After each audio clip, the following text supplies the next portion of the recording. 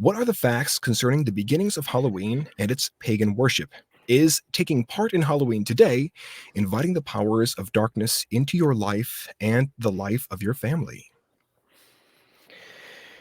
So, yeah, the first thing to understand before I get into the history of Halloween is that this is a pagan polytheist holiday called Samhain, and it has ancient origins and more recent sort of incantations to it, but all in that same important kind of tradition. So, if people aren't aware of it, there are 8 Sabbaths around the year that's set in a wheel and based in the wheel circuit of pilgrimage and festivals um, that the polytheists celebrate and rooted back to the demigods and the giants, particularly from a post-diluvian perspective, and with the gods probably even further back. So Samhain is the most holiest day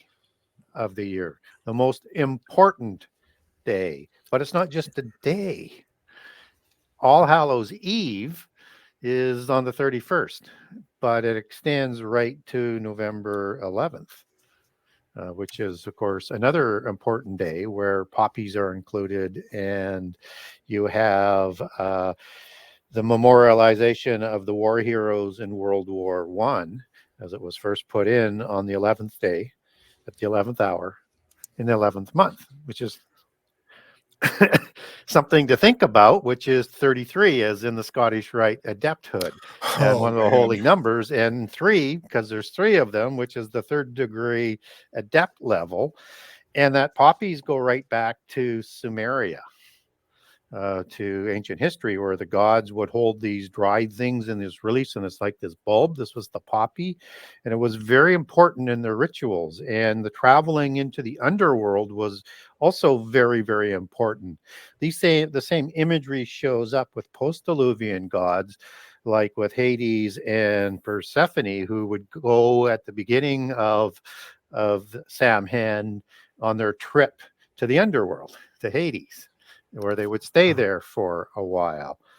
And so you can go back almost 6,000 years. The most common version, as we understand it, is the Irish tradition for the most part, and the Scottish tradition, which was brought over by immigrants um, in the 18th century and the 17th century, and from that sort of point on, and became very popular in the late 1800s and early 1900s as the tradition sort of come about. And so they would not use a pumpkin for a jack-o'-lantern, but they would use a turnip over in. I've heard that.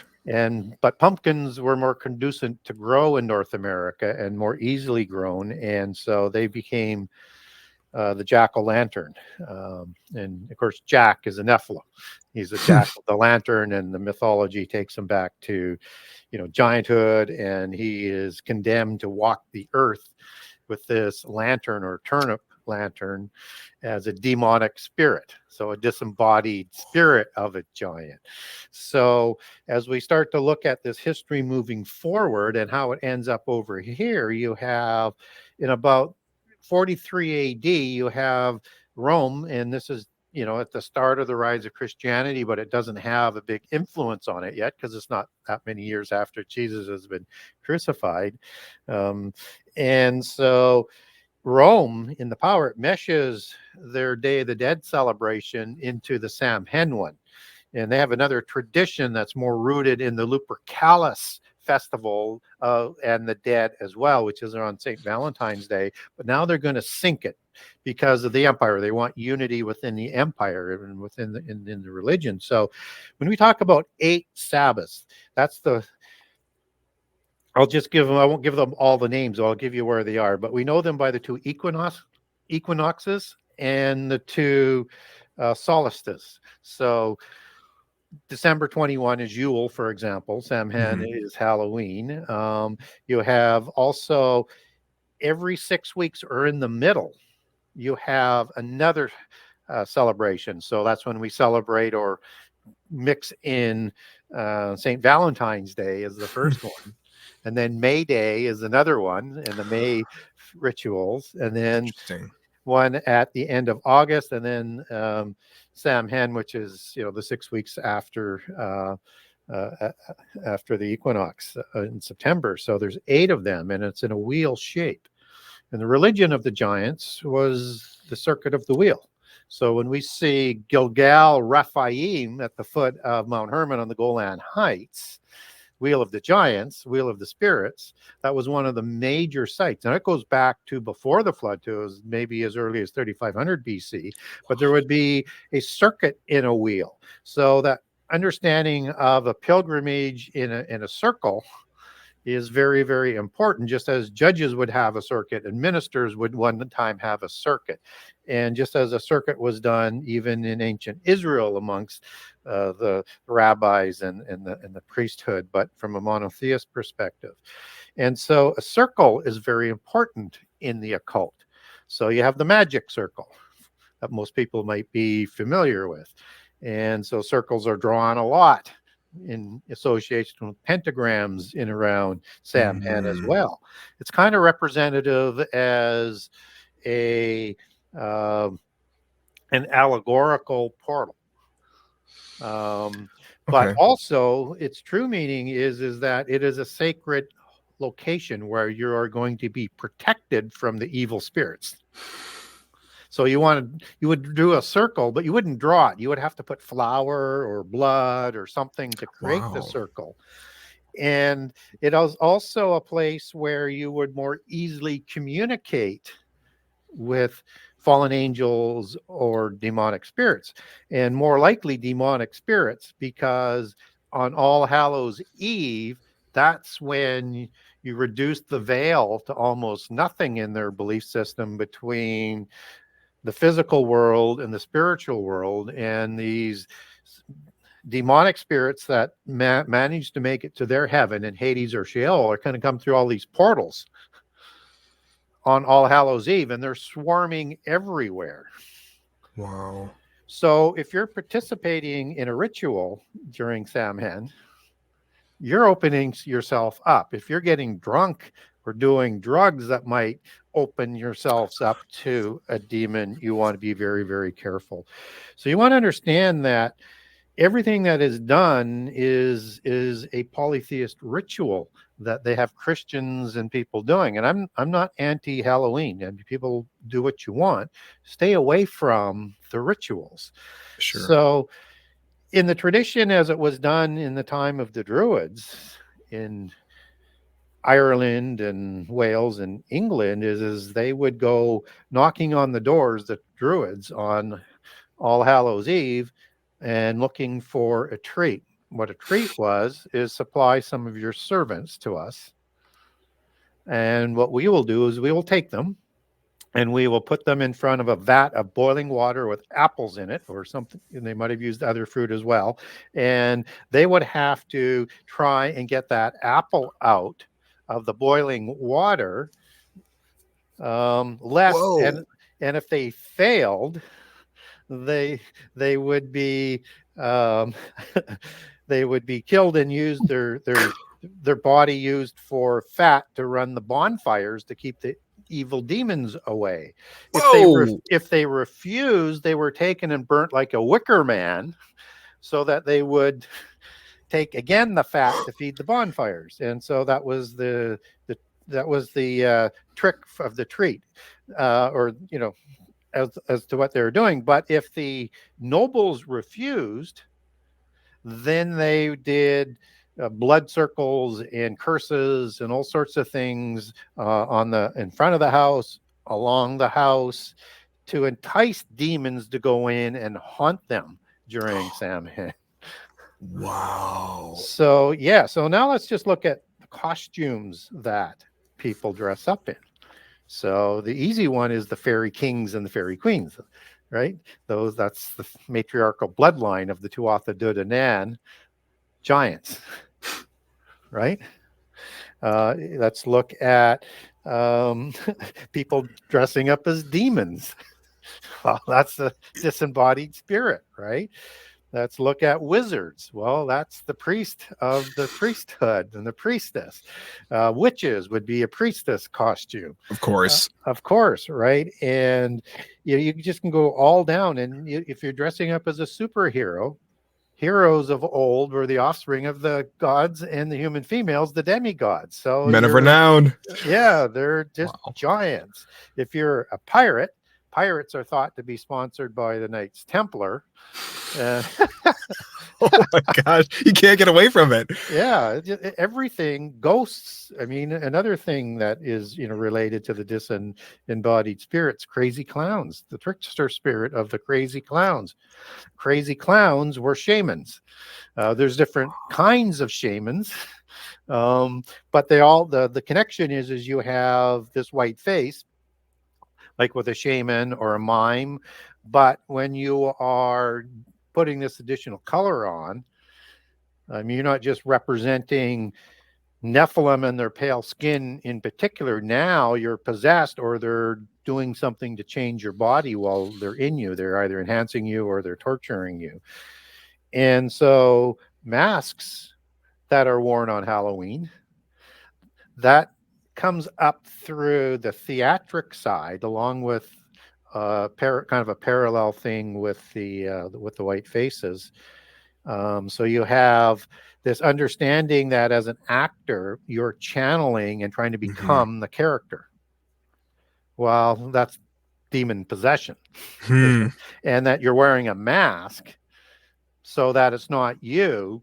And the mask is usually white in the ancient Greek and Roman tradition, in that same sort of tradition, but more obviously so in China and Southeast Asia, where those theater masks have all of those red marks and things, like the crazy clown. And so these are also priests that would wear these in the Western tradition versus the shaman. So when you have a court jester, that is a wizard or a priest of the occult for the king in the court, and he would wear these same type of colors. Now, if they gave bad, what they called sage, yes, as in a priest, advice, Wow. they would take a knife. The king would take a knife which was his right, and slit them from ear to ear. So now you put that slit on top of the white face and add a little bit more of the clown color, and you get the Joker in the Batman series. And Batman is an image of the Camazots, House of the Bat, demigods in the Popol Vuh. And if you Google Camazots, you get Batman's outfit. I kid you not. You can't make this up. There's so much stuff there. But the point of the matter is, we get immersed in it, so we're more easily accepting of it. So, and then you had, an adaptation of Christianity. I'll just finish up on this, because I could do a whole show on Halloween. For sure. Wow. And I'm doing the show tomorrow again. Awesome. So in about 700 to 800 AD, Pope Gregory III, he moves All Saints Day to November the 1st. And then in about 1000 AD, it becomes All Souls Day on November the 2nd, but still within that same period. But what he's doing, he's having a celebration that is going to do things that are very similar to the polytheist side, and both of these two moves by the different popes.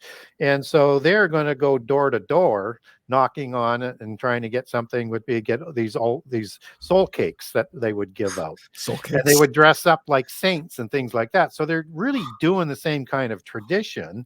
In other words, channeling what they would say as a polytheist spirit within the Christian hood, in terms of a lot of the popes, or the ones that they exonerate, the ideology would be is that those weren't really monotheists, because bodies would be sleeping. So that's how it sort of gets intermeshed into and overlaid and kind of acceptable to do similar things during the same period.